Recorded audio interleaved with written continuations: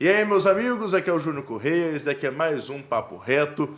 E hoje nós vamos conversar com o Antônio Henrique, que é um entusiasta e criador de abelha sem ferrão. Olha só, abelha sem ferrão. Nosso tema de hoje é um pouquinho sobre esse universo. Um universo que é novo pra gente. Eu, por exemplo, nem sabia que existia abelha sem ferrão, porque toda abelha que eu conheci até hoje, ela me deu uma ferroada. Então, é um assunto novo para mim. Nós vamos conversar com o Henrique, porque ele vai falar um pouco pra gente que não é só uma abelha que você bota no aquário, ela pode ser também um negócio, pode ser algo para levar para a vida e para empreender no nosso país. Olha aí, mais uma coisa para se empreender no nosso país. Tudo bom, Henrique? Tudo certinho. Boa tarde. Tarde. Eu sou morador aqui de Cachoeiro, criador e, como ele falou, entusiasta das abelhas sem ferrão. Desde muito pequeno eu gostei desse tipo de animal, porém, recentemente, cerca de 2 anos, que eu vim viver um pouco mais desse universo, conheci algumas pessoas, até, de certa forma, por acaso. Uhum. A gente foi conversando, evoluindo, e eu passei a conhecer muito mais abelhas. Eu conheci apenas 2, que é a mais comum, a jataí e a lambiolhos. Olha só. Existem várias espécies, cada uma com sua particularidade, cada uma com sua jeito de trabalhar, com um mel totalmente particular, de tamanhos distintos, de biomas que vivem, de área de floração que visita. Então é bem legal, bem interessante. Então, você não trabalha com isso, né? Você... Não. Hoje minha renda não vem das abelhas, eu tenho meu trabalho próprio, mas... Isso começou desde criança? A vontade, sim, mas a possibilidade, não. Mas desde criança você pensava em trabalhar com isso ou só criar não. porque gostava? Só porque eu achava legal mesmo. Legal. Aí depois que você viu que tinha possibilidade de até ganhar dinheiro, né? Sim, hoje tem várias pessoas que trabalham profissionalmente com isso. Existem muitas pessoas que amam as abelhas, como alguém ama um cachorrinho, um bicho de estimação. Aliás, você pode criar abelhas sem ferrão na varanda da sua casa. Os meus filhos me ajudam no manejo com as abelhas. Não há risco nenhum. Elas apenas beliscam um pouco a pele, às vezes voam, enrolam um pouco no cabelo, mas não tem risco nenhum, não causa nenhum ferimento, nenhum incômodo. Mas até mesmo essas picadinhas, quem é alérgico? Elas não picam, elas beliscam. Elas usam a mandíbula dela apenas para se segurar, ou então colam um pouquinho de resina de própolis ali. Mas aquelas pessoas que têm alergia àquela abelha com ferrão, essa não tem reação? Risco. Ela tem um ferrão atrofiado. Ela, mesmo que ela queira, ela não vai conseguir ferroar, ela não tem a parte do corpo dela, não tem não desenvolveu dessa forma. Essa funcionalidade, Não tem essa funcionalidade, exatamente. Mas isso pelo seu estudo, não sei se você chega nesse ponto, é por conta de alguma anomalia ou porque realmente a espécie dela não precisou desse ferrão Isso foi uma forma evolutiva, né? Que essas abelhas aqui são nativas aqui do Brasil, da América Latina. Ah, ela só tem aqui? Não, ela existe no mundo inteiro. Sim, mas a origem dela é daqui. Essas abelhas que nós estamos falando, sim, todas elas são nativas aqui do nosso país. E existem as áreas de ocorrência natural que são distintas. Tem abelhas que vivem só no Nordeste, tem abelha que vive só na Amazônia. A gente aqui no Espírito Santo, a gente tem uma riqueza muito grande, que é a uruçu capixaba, uma abelha endêmica da região serrana aqui do estado. Ela corre risco de extinção, inclusive, ou por depredação, ou por desmatamento, por perda do pasto apícola, que a gente chama, ou até mesmo pela hibridação ou mestiçagem com outras espécies que são trazidas, né, de outros biomas para cá, e qual é o risco dela se misturar geneticamente e a gente perder essa abelha tão linda. A puro-sangue, né? Puro-sangue, puro de origem, né, que a gente fala. Uma abelha grande, graúda, até um pouco maior do que a abelha mais comum? Conhecida, que é a abelha comum de origem europeia ou africana. Que aqui Nossa, Brasil, até maior que a africana? Porque a africana costuma ser bem grande, né? E ela é escura, é bem bonita. Depois qualquer coisa a gente pode... Se bobear, eu já vi uma dessa e achei que era uma africana, achei que era um zangão. É assim. Aí você começou, então, né, veio essa vontade sua, esse amor seu, começou a pesquisar. Aí você teve a possibilidade de criar, né? Sim, sim. Porque você falou que qualquer um pode criar, mas não é fácil você achar um Não, local não, não. onde você compra abelha, né? Não. Eu não vou no pet shop e compro Infelizmente- uma rainha para poder criar em casa. Infelizmente, não. Como é que Seria você legal. fez para poder capturar e Isso. A imagino gente- que fosse uma captura. Isso, a gente consegue tanto adquirir enxames ou capturando na natureza, em locais preservados. Aí tem toda uma certa forma que é simples, apesar de ser bastante simples, mas existem alguns critérios para você fazer as iscas, né? Tamanho da isca, o tipo de atrativos que você coloca dentro da isca, a forma que você faz o revestimento térmico dela, para ser um local atrativo para a abelha. Em virtude da falta de opção que ela tem na natureza, não haver árvores grandes com ocos específicos para ela poder nidificar, então ela acaba entrando nessas iscas que a gente coloca. E a outra forma é você adquirir de produtores que já têm enxames e conseguem multiplicá-los, e aí você pode comprar esses enxames diretamente dessa pessoa. Mas esse enxame que você compra já é a comunidade basicamente Sim, formada ou você tem que pegar uma parte e tentar formar uma comunidade? As pessoas que criam e reproduzem esses enxames, ele faz essa parte de tirar parcialmente o enxame, tira ali os discos de crias, né, que a gente chama, e coloca numa caixa nova, faz todo aquele processo ali, espera o tempo de nascimento daquelas abelhas. Ali no meio daqueles discos vai nascer uma princesa, que a gente chama. Essa princesa precisa ser fecundada por um zangão, isso vai acontecer naturalmente, leva em torno aí varia muito de abelha para abelha e de condição, né? Mas pode ser de uma semana ou pode levar até 2 meses. Essa princesa vai ser fecundada e ela vai voltar para a caixa e vai iniciar uma nova colônia ali efetivamente. Depois que essa colônia está plenamente desenvolvida, aí sim que é o correto da gente talvez comercializar, né, trocar com um amigo, porque às vezes existe muito isso. Um colega tem uma espécie de abelha, e você tem outra, então você faz essa permuta com ele para você ter uma espécie, porque a maioria das pessoas não criam as abelhas com o objetivo comercial, de ganhar dinheiro, de ser profissional nisso. A maioria das pessoas porque gosta mesmo. Existem aqueles profissionais que vão ter ali centenas e até milhares de enxames, que vai produzir mel, que vai produzir própolis, e por aí vai. Mas a maioria são colecionadores entusiastas que amam as abelhas, que veem na abelha uma forma de preservar de seu papel ambiental de preservação, porque quase todas estão em perigo de extinção, por N motivos, desmatamento, veneno nas lavouras, que mata muitas abelhas, e às vezes desconhecimento. Tem muita gente que simplesmente, como você falou, né? Às vezes vê uma abelha, não conhece, subentende-se que ela tem ferrão, que ela vai ser prejudicial e acaba matando o enxame por desconhecimento. E vamos lá, porque aquela coisa, né? Você tem lá, você cria abelha, mas não é simples também você pegar um enxame ali e criar na sua casa. Tem toda uma como é que a gente fala, né? Tem todo um sistema ecológico dentro da abelha, né? Que assim, não é simples, você pega, porque vai nascer... Mas como é que eu sei dessa princesa? Como é que eu sei dessa rainha? Como é que eu sei desse zangão?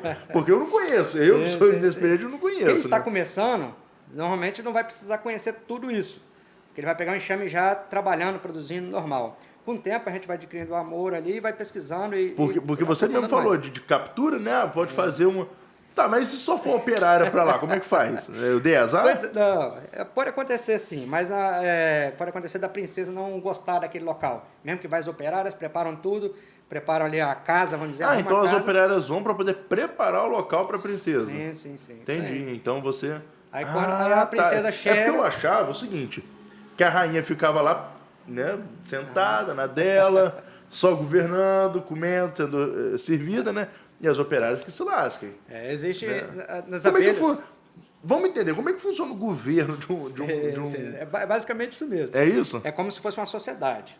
Aliás, as abelhas são separadas em abelhas solitárias, que às vezes tem uma abelha só que ela faz todo o trabalho de construção, de postura, de alimentação. Olha. E tem as abelhas, que é o maior número de abelhas no mundo, são as abelhas solitárias. Vai a mangangava, por exemplo, é um exemplo muito clássico dessa, a centres e várias outras. Aquela uma abelha verde, que é muito confundida com mosca, um forte exemplo. Até com varejeira confundida, Isso, né? é uma abelha bem verdona mesmo, metálica, bem bonita.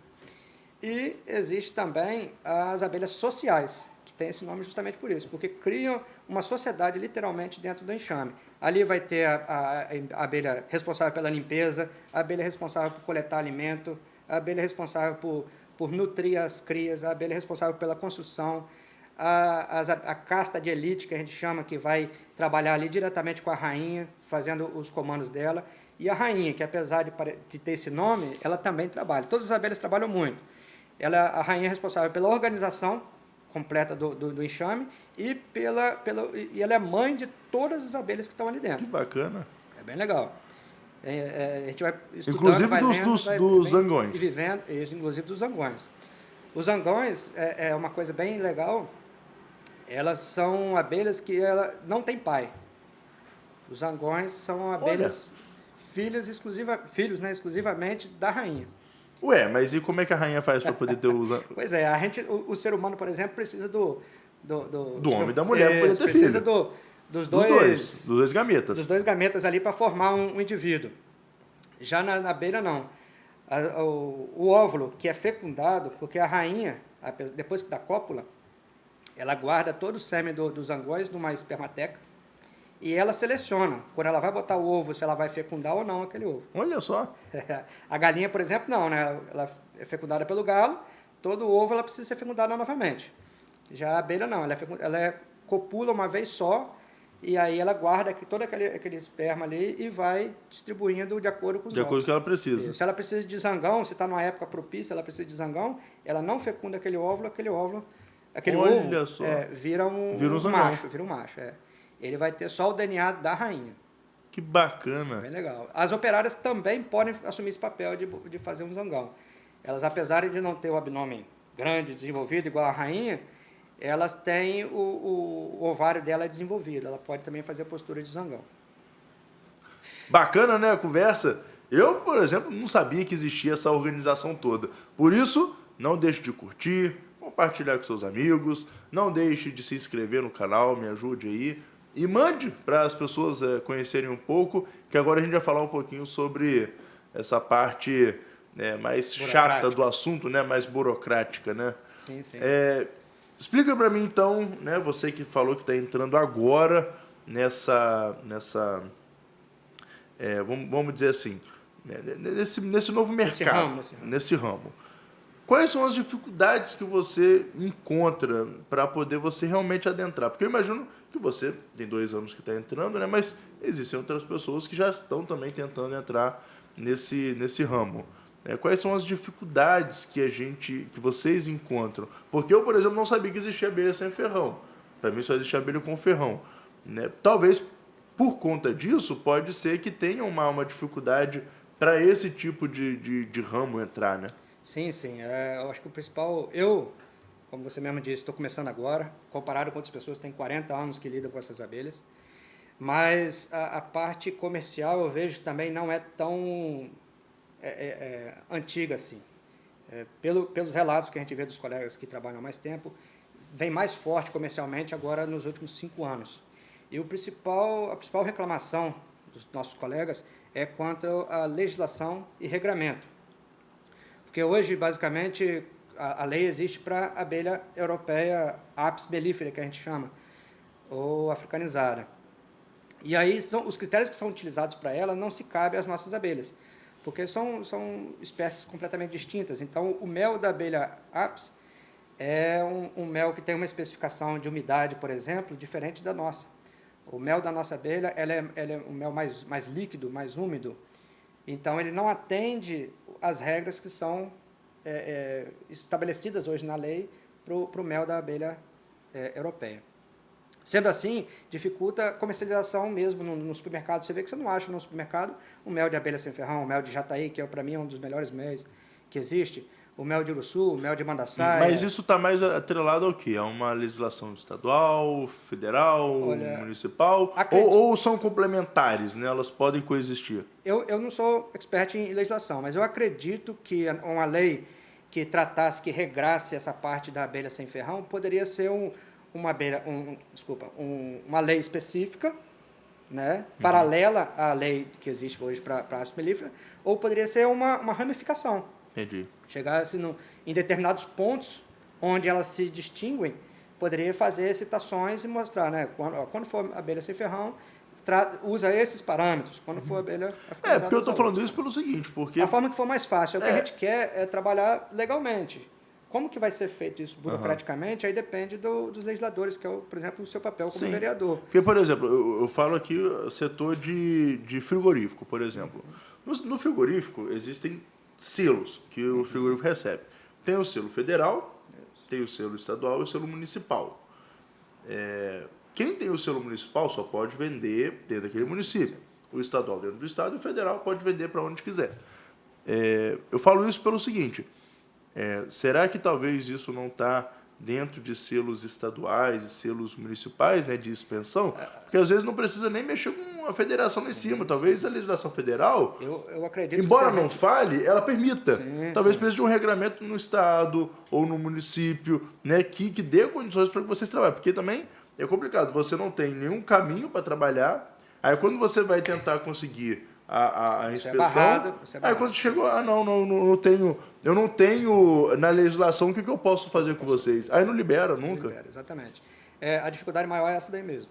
A gente até existe a comercialização de forma informal. Eu vou vender para o meu primo, para o meu vizinho, às vezes até uma doação, toma aqui para você experimentar, mas comercialmente, para viver disso, de vender subprodutos, que seria o própolis, seria o pólen, seria o mel, ou até mesmo os enxames, né, como eu te falei, comercialização de enxames, hoje é muito dificultada. Existe uma lei hoje no Estado, que depois eu posso até confirmar para você, mas a gente pode até anexar, né, na base do vídeo, para as pessoas saberem, mas ela tange mais um quesito de quais são as abelhas nativas daqui na nossa região, quais são as abelhas que a gente pode criar, quais são as abelhas que a gente não pode, é mais nesse sentido. Mas no âmbito comercial mesmo ainda não foi feito um regramento legal. Uhum. E pode ser também trabalhado porque é aquela coisa, né? A gente aqui está falando um assunto que eu, por exemplo, não conhecia, mas muita gente também não deve conhecer. E seria muito bacana se, por exemplo, a gente tivesse políticas públicas para poder justamente incentivar as pessoas a conhecerem, a terem contato. Até porque nós estamos num momento onde os pets exóticos, né, eles estão em alta, né? Eu, por exemplo, tenho um ouriço, né, um ouriço cacheiro. Desse tamanhozinho assim, parece um porco-espinho, mas não é porco-espinho, é um ouriço. Né? Talvez crianças que gostariam de ter, né, uma abelha em casa, Sim. uma abelha não, um enxame de abelha em casa, exatamente. e acho que é perigoso porque tem ferrão e não. E você poderia ter também um trabalho até mesmo, né, ecológico de um município, um trabalho de promoção, de levar as crianças para a natureza, para o meio da natureza. Nós temos aquele dos Meireles, né? Você comentou um pouco antes, poderia ser um local onde os produtores poderiam ir para lá, Exatamente. né, Seria ótimo. mostrar as abelhas, e aí você tem dois trabalhos. Tem um trabalho educacional, três, né? Um educacional, um trabalho de conscientização e um de meio ambiente, um ecológico, onde as pessoas vão para lá ter essa consciência Ter esse contato, de que né? você precisa preservar a natureza da maneira certa, assim como você pode ganhar dinheiro em cima disso, não precisa necessariamente para poder preservar a natureza, você não precisa deixar de ganhar dinheiro, você pode atrelar os dois. As duas coisas. E você cria uma consciência de que, é algo bacana que você pode criar em casa, que você pode incentivar. Aqui na nossa região, a abelha sem ferrão, eu crio lá em casa, por exemplo, eu tenho alguns enxames lá em casa, de algumas espécies, elas são criadas na varanda da minha casa. Os meus filhos ajudam no manejo. Então é um animal que não traz risco nenhum para a gente. Inclusive, existem outras cidades, exemplo de outras cidades que fazem esse papel, tem enxames nas praças das cidades.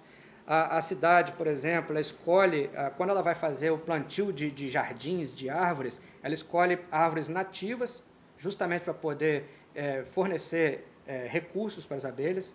seja néctar, seja pólen, seja resina, seja a moradia, né, o oco da árvore. Então, aqui fica a minha sugestão, conforme a gente conversou anteriormente, da Ilha dos Meireles, pode ser utilizada para um local assim, para levar a excursão de escolas para lá, de igrejas. Eu estava até comentando qualquer... com você, né, que na minha de escola a gente foi fazer uma excursão lá, só que só tinha abelha com ferrão e coitado do pessoal. Foram mexer, todo mundo foi para o Unimed depois. Inclusive, aqui no sul do estado, a gente tem um grupo que a gente reúne todas as pessoas que estão nessa causa, e eu tenho certeza que a maioria deles poderiam auxiliar nesse sentido. Alguém que enxergasse, visse algum enxame que tivesse no muro, numa calçada, numa árvore que fosse, por algum motivo, estivesse correndo risco, a gente auxiliaria para fazer a remoção adequada desse enxame, para levar para um lugar de preservação. Então, se por acaso uma pessoa tem um enxame de abelhas, né, em casa, perto de casa, antes de ligar talvez para um 56, de ligar para... Pode chamar vocês, né? Pode sim. A gente pode depois deixar o contato. Você deixa o contato que a gente vai botar aqui embaixo, no vídeo, que as pessoas vão saber. E a gente assim, só vai fazer a remoção se caso estiver correndo risco para esse enxame. Porque às vezes ele está num local ali que está quietinho, que não está gerando risco para o enxame, porque os enxames de abelha sem ferrão não trazem risco para nenhuma pessoa. E se for com ferrão? Se for com ferrão, também pode contactar a gente, que eu, por exemplo, também mexo com abelha com ferrão. Bacana. Mas a gente conhece também outras pessoas que aqui em Cachoeiro a gente tem a Associação de Apicultores aqui, então vai ter sempre alguém que pode auxiliar nesse sentido aí. Outra opção também a gente tem aqui em Cachoeiro, nosso município, é o Parque do Itabira, está até aqui. Sim. É uma área bastante preservada, tem bastante lugar lá que a gente poderia colocar essas abelhas, fica até bonito, ficam umas caixinhas legais. E a gente gostaria muito também, mais uma sugestão, de participar das feiras, da feira de negócios, nas feiras agrícolas. Seria bacana, né? Isso, que a gente pode levar tanto o conhecimento, a conscientização, porque o principal produto da abelha é a polinização. 70% a 80% dos nossos alimentos é em virtude do trabalho das abelhas. Pois é, e olha só, teve essa última feira de negócios e eu estive lá, teve um produtor que botou lá a abelha lá para poder a gente ver, vendeu mel, só que não era de Cachoeiro, né? Inclusive ele era lá de Domingos Martins, se eu não me engano. Pô, uma feira que é de Cachoeiro, né? Associação de Cachoeiro.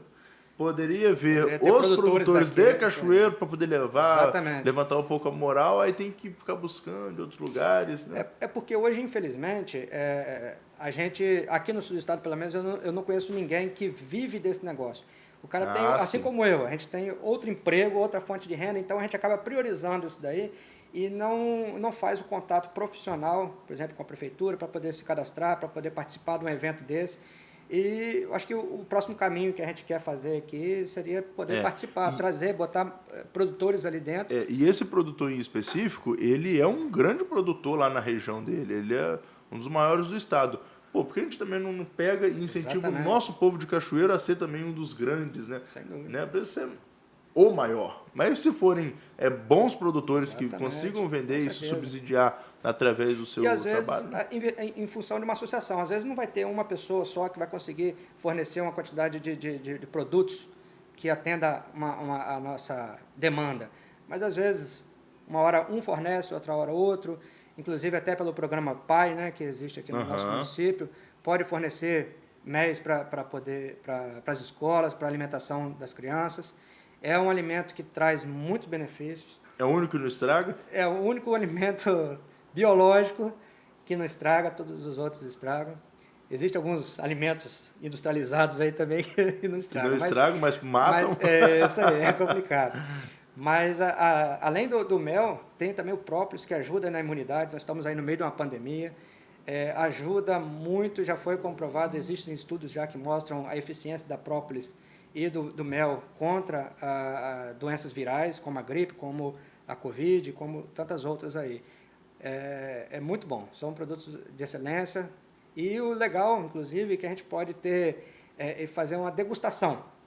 Existem restaurantes, principalmente em São Paulo, está bastante desenvolvido quanto a isso, que usam os diferentes tipos de mel, que têm diferentes sabores completamente distintos, em pratos em sobremesas, em pratos salgados. Que bacana. A gente tem um mel, por exemplo, da abelha borá aqui na nossa região, que ela tem um sabor que lembra queijo. Ninguém que experimentar vai achar que aquilo é um mel, mas é mel. E então, na salada vai muito bem. Não é o mel que você vai comer assim com pãozinho, mas é um mel que você vai botar num tempero. E é bem interessante. Ou seja, a gente pode fazer uma roda de degustação com vários tipos de mel, com combinações. A exemplo do que existe com vinho, que existe com outros produtos. Bacana. Antônio, obrigado por ter vindo aqui, Obrigado por ter vindo pela... falar um pouquinho sobre esse assunto. A gente espera que contribua, né? Que esse vídeo contribua cada vez mais a espalhar esse novo mercado, a espalhar essa nova forma de criar e de ganhar dinheiro também, de preservando a natureza. Obrigado aí pela sua presença. Eu que agradeço aí a oportunidade aqui, a abertura desse momento, desse espaço aqui para poder comunicar, passar essa informação. E eu gostaria de deixar, assim, a principal mensagem desse nosso bate-papo é a conscientização ambiental, né? Quanto à valorização das espécies nativas que nós temos, da importância desses insetos para a nossa natureza, para a nossa alimentação, para o valor que isso pode agregar. E, como você bem disse, além do papel ambiental, conciliar o lado comercial, para poder permitir que os produtores rurais tenham essa qualidade de vida aí proporcionada pelas abelhas. Inclusive, não só produtor rural, né? Eu falei que agora, mas também pode ser na cidade. Beleza. Obrigado. E você, obrigado por ter acompanhado até agora. Não se esqueça de curtir, compartilhar e se inscrever no canal. Até o próximo Papo Reto. Júnior Corrêa aqui.